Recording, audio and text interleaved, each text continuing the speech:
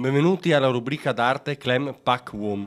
Siamo nello studio dell'artista Santorossi che ci ha gentilmente ospitato e al quale poniamo subito una domanda. Maestro, qual è il suo pensiero sull'arte contemporanea? Il mio pensiero sull'arte in genere, cioè l'arte è il frutto del genio. Dobbiamo chiederci cos'è il genio. Il genio è quella parte dell'essere umano che accede alla conoscenza, alla consapevolezza e al collegamento con la fonte ispirativa che vive in ciascuno di noi.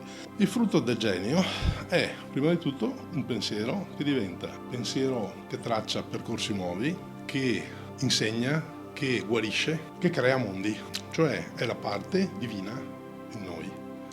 L'opera d'arte è la materializzazione del pensiero del genio.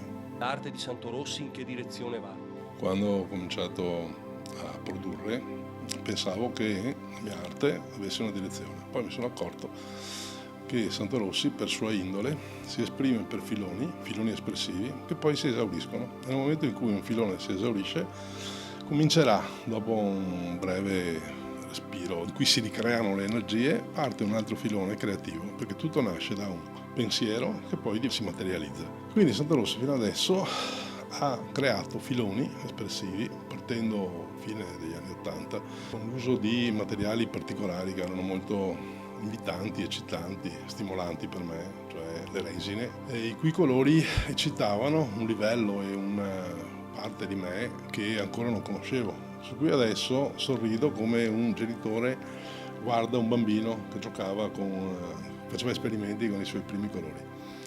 Il filone delle resine si è esaurito più o meno dopo un decennio.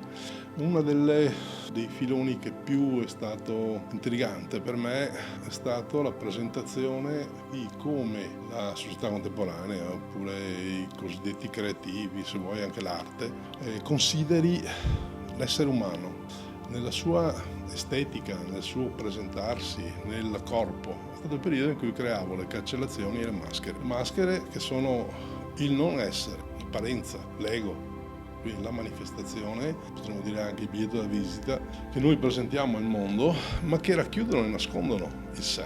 Ecco, quei filoni parlavano del sé, attraverso paradossalmente una cancellazione in cui i corpi venivano cancellati, oppure i volti e i corpi venivano trasformati con colori considerati normalmente abbastanza sgradevoli, come il rosso infernale, oppure il verde acido, oppure il giallo acido, che diventavano maschere applicate su visi di esseri che sono molto popolari, molto conosciuti. Adesso sto lavorando su altro. Secondo me il mio lavoro principale è quello di riflettere e di produrre pensiero che si modifica, che si trasforma, che cresce di pensiero in pensiero. Ho pensato che la sintesi di tutte le sintesi sia creare dei quadri, quindi accedere al concettuale puro, dei quadri che sono formati di una sola frase. E poi l'altro, anche qui ricerca contemporanea, perché le cose si somigliano, ricerca del colore puro. Qui è un argomento che si apre, perché il colore puro vuol dire lunghezza d'onda percepita dagli occhi, ma la fisica ci dice anche quanti, cioè energia. Noi di fronte a un colore puro riceviamo uno stimolo onda e uno stimolo materia. L'onda e la materia nutrono il corpo. Nutrono oppure sottraggono energie, dipende, perché ci sono dei colori che sono nutrimento per alcuni livelli del nostro essere, chakra, le porte che fanno entrare energie in noi, oppure addirittura potrebbero per alcuni aspetti deprimerci. Ognuno di noi sa che certi colori in alcuni momenti della nostra vita sono indesiderabili, quindi non mettiamo certi abiti, non mettiamo certi vestiti, e quando entriamo in certi ambienti eccessivamente chiari oppure troppo scuri sentiamo un senso di disagio.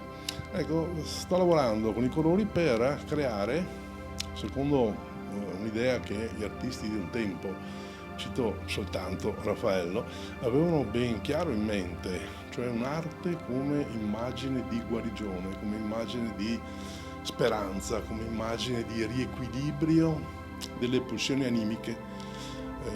Dicevo prima di Raffaello fa un numero impressionante di Madonne che offrono il bambino allo spettatore, e lo spettatore di fronte a certe immagini si sente arricchito, onorato, non solo la sua anima riequilibrata. Alcune dei quadri in mente per esempio la Madonna Sistina di Raffaello, sono diventate delle icone presenti nelle camere da letto di migliaia di coppie, soprattutto del passato. Ecco, l'intenzione di Santorossi è creare proprio abbinamenti di colore che tendono a riequilibrare i disequilibri animici, un mondo in cui la gente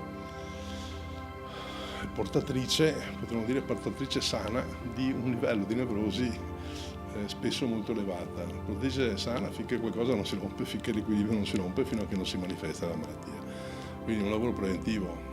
Vorrei chiamare questi quadri proprio quadri di guarigione.